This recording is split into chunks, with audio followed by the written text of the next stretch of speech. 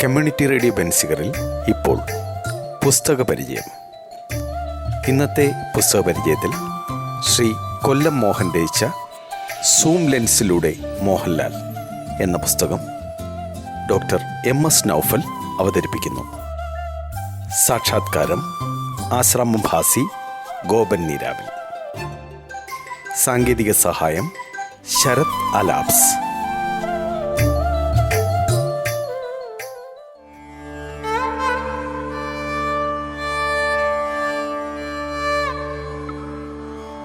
അസാധാരണമായ മെയ്വഴക്കവും അഭിനയത്തിൽ ആത്മാർപ്പണവുമുള്ള ഒരു സൂപ്പർ സ്റ്റാറിനെ കുറിച്ചാണ് പറയുന്നത്. നടൻ മോഹൻലാൽ. ചിത്രം പാദമുദ്ര. അതിൽ മോഹൻലാലിനെ കാവടിയാട്ടം പരിശീലിപ്പിച്ചത് നട്ടുവർ പരമശിവമാണ്. കാവടിയാട്ട പരിശീലനത്തിനായി ലാൽ എന്നും രാവിലെ 3 മണിക്ക് തന്നെ എഴുന്നേൽക്കും. 2-3 മണിക്കൂർ കാണും പ്രാക്ടീസ്. തന്നെ എന്നും ലാലാണ് വന്ന് വിളിക്കുക എന്ന് നട്ടുവർ പരമശിവം ഓർക്കുന്നു. തലേന്ന് എത്ര താമസിച്ച് കിടന്നാലും പിറ്റേന്ന് കൃത്യനിഷ്ഠയോടെ കുളിച്ച് റെഡിയായി എത്തിയിരിക്കും. കാവടിയാട്ടത്തിലെ അടവുകളൊക്കെ വളരെ പെട്ടെന്നാണ് ലാൽ പഠിച്ചെടുത്തത്. കഴുത്തിൽ വെച്ച് കാവടി കറക്കുന്നത് വളരെ അനായാസമായി അവതരിപ്പിച്ചു. ഇതിനൊക്കെ കാരണം ഈ നടനിലെ ആത്മാർത്ഥതയാണ്. മറ്റൊന്ന് അസാധ്യവും അപാരവുമായ ഓർമ്മശക്തി. എന്തും ചെയ്യാനുള്ള ഒരു മനസ്സുള്ളത് കൊണ്ടാണ് ഇത് വിജയിക്കുന്നത്. ഒരു കാവടി ആടണമെങ്കിൽ ദേഹത്തെ പട്ടുമാതിരിയാക്കണം. ലാൽ തന്റെ ശരീരത്തെ അങ്ങനെ ആക്കിയെടുത്തു എന്ന് പറയുന്നതാവും ശരി. വർക്കിനിടയിൽ എന്നും സ്വന്തം കാര്യങ്ങൾ നീക്കിവെക്കുന്ന സ്വഭാവം മോഹൻലാലിനുണ്ട്.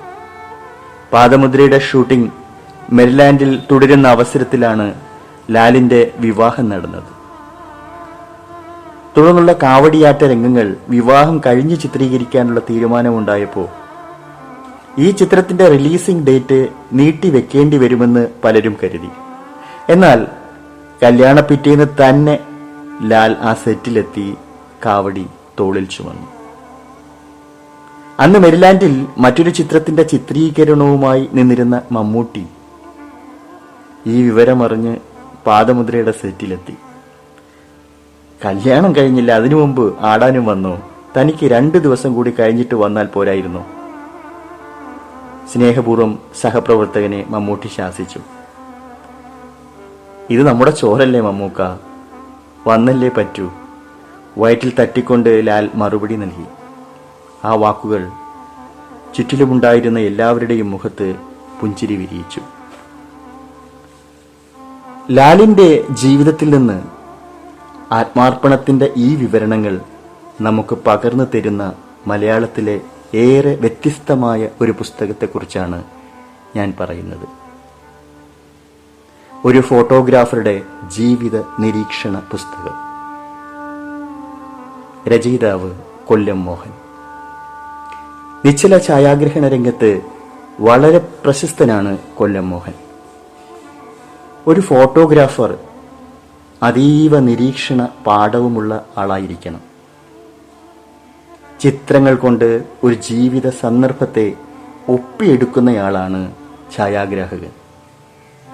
ആ നിരീക്ഷണ പാഠവുമുള്ള ഒരാൾക്ക് അക്ഷരത്തിന്റെ ചിറകുകൾ കൂടി ലഭിച്ചാലോ?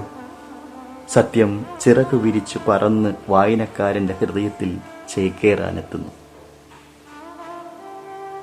അതിസൂക്ഷ്മമായ ജീവിത നിരീക്ഷണങ്ങൾ, സമഗ്രമായ സ്വഭാവ ചിത്രീകരണങ്ങൾ, ഇവയാൽ സമ്പന്നമായ ഒരനുഭവമാവുകയാണ് കൊല്ലം മോഹൻ രചിച്ച സൂം ലെൻസിലൂടെ മോഹൻലാൽ എന്ന കൃതി.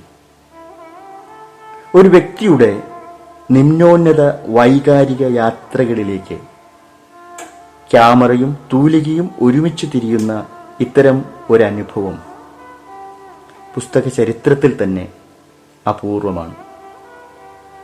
വേദനയും വീർപ്പുമുട്ടലും മാത്രമല്ല, അരിശവും കരുണയും നർമ്മവുമെല്ലാം ഈ ഒരു വ്യക്തിയുടെ ത്രിമാനതല അനുഭവത്തിലേക്ക് കൊണ്ടുവന്ന് നമ്മളെ അതിന് സാക്ഷിയാക്കുന്നു ഈ പുസ്തകം.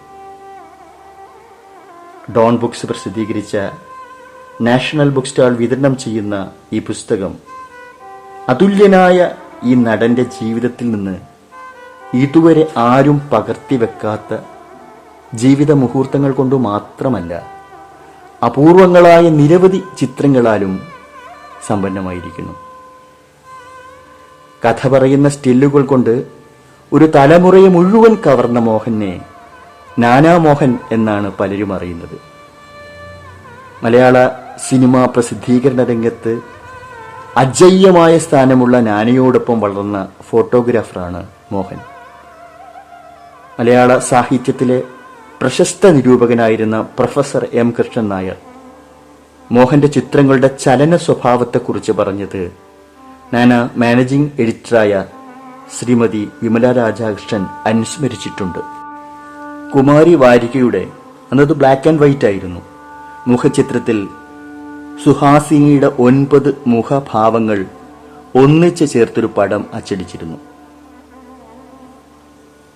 ആ ആഴ്ചയിൽ സാഹിത്യ വാരാഫലത്തിൽ എം കൃഷ്ണൻ നായർ സാർ ഇതിനെ പരാമർശിച്ചുകൊണ്ട് 10 വരിയുള്ള ഒരു പാരഗ്രാഫ് തന്നെ എഴുതി. കറുപ്പും വെളുപ്പുമാണെങ്കിലും ചലനാത്മകമായ മുഖചിത്രമാണ് ഈ ആഴ്ചയുടെ കുമാരിയുടേത്. ഫോട്ടോഗ്രാഫർക്കും ലേഔട്ട് ആർട്ടിസ്റ്റിനും അഭിനന്ദനങ്ങൾ.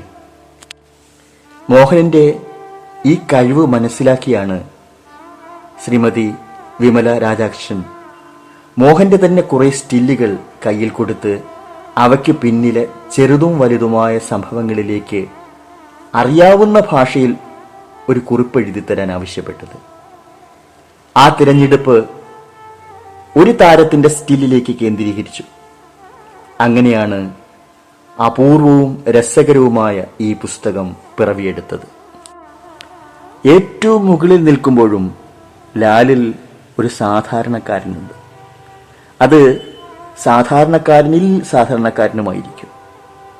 ഇതിലുപരി അസാധാരണമായ ഒരുപാട് ശീലങ്ങളുമുണ്ട്. ഇങ്ങനെയുള്ള ഒട്ടേറെ സവിശേഷതകളാണ് ലാലിനെ കുറിച്ച് എഴുതുവാൻ മോഹനെ പ്രേരിപ്പിച്ചത്. തന്റെ വീക്ഷണ രീതിയെക്കുറിച്ച് കൊല്ലം മോഹൻ തന്നെ വ്യക്തമാക്കുന്നത് ഇങ്ങനെയാണ്: എഴുതണമെന്ന് തോന്നിയപ്പോൾ എങ്ങനെ തുടങ്ങണമെന്നായി പലതും ആലോചിച്ചു. മഞ്ഞിൽ വിരിഞ്ഞ പൂക്കൾ മുതൽ ഇന്നലെ കണ്ട സെറ്റിലെ അനുഭവങ്ങൾ വരെ ഒരു സിനിമ പോലെ മനസ്സിലേക്ക് ഓടിയെത്തി. പല മുഖങ്ങളും മറഞ്ഞും തെളിഞ്ഞും വന്നു. പല സംഭവങ്ങളും അടുക്കില്ലാതെയും അടുക്കായും ചിന്താപഥത്തിൽ വന്നെത്തി. ഒടുവിൽ ഒന്നുറപ്പിച്ചു, ഒരടുക്കും ചിട്ടയുമില്ലാതെ തന്നെ എഴുതി തുടങ്ങാമെന്ന്. എങ്കിലും ഓരോന്നിനും അതിൻ്റെതായ ക്രമം വേണമെന്ന് മനസ്സിലുറപ്പിക്കുകയും ചെയ്തു. തീരുമാനത്തിന്റെ ആദ്യപടിയായി മോഹൻലാലുമായി അടുത്തു പരിചയമുള്ള പലരുമായി സംസാരിച്ചു. അവരുടെ കാഴ്ചപ്പാടിൽ ലാൽ ആരാണ്, എന്താണ്, എങ്ങനെയാണ് എന്നുള്ളതൊക്കെ ഉൾക്കൊണ്ടു. ഈ അനുഭവങ്ങളും കാഴ്ചപ്പാടുമൊക്കെ ഞാൻ എൻ്റെ നിരീക്ഷണവുമായി വിലയിരുത്തിയാണ് ഈ പുസ്തകം തയ്യാറാക്കിയത്. ലാലിന് സ്വതവേ സിദ്ധിച്ച ഒരു താളബോധം പോലെ അദ്ദേഹത്തിൻ്റെ ജീവിതത്തെ പകർത്തുന്ന ഈ പുസ്തകത്തിലുമുണ്ട് വാക്കുകളുടെ ഒരു താളപ്രവാഹം. നാടകീയ മുഹൂർത്തങ്ങൾ, കൊച്ചു കൊച്ചു രസങ്ങൾ, പ്രതിസന്ധിയിലും തളരാത്ത ഒരു നടൻ്റെ അജീയമായ യാത്ര, ഇതൊക്കെ കൊണ്ട് ഈ പുസ്തകം ആകർഷകമായ ഒരു ആഖ്യാന തലത്തിലേക്ക് ഉയരുന്നു. ലാലിൻ്റെ വ്യക്തിത്വത്തിൻ്റെ വിവിധ മാനങ്ങളുടെ ഉള്ളറയിലേക്ക് നിരവധി സംഭവങ്ങളിലൂടെ, രസകരമായ അനുഭവങ്ങളിലൂടെ കടന്നുപോകുന്ന ഈ പുസ്തകം ആസ്വാദ്യകരമായ ഒരു വായനാനുഭവം തന്നെയാണ്. കമ്മ്യൂണിറ്റി റേഡിയോ ബെൻസിഗറിൽ നിങ്ങൾ ഇതുവരെ കേട്ടത് പുസ്തക പരിചയം. ശ്രീ കൊല്ലം മോഹൻ രചിച്ച സൂം ലെൻസിലൂടെ മോഹൻലാൽ എന്ന പുസ്തകം ഡോക്ടർ MS നൗഫൽ അവതരിപ്പിച്ചതാണ്. സാക്ഷാത്കാരം ആശ്രാമം ഭാസി, ഗോപൻ നീരാവിൽ. സാങ്കേതിക സഹായം ശരത് ആലാബ്സ്.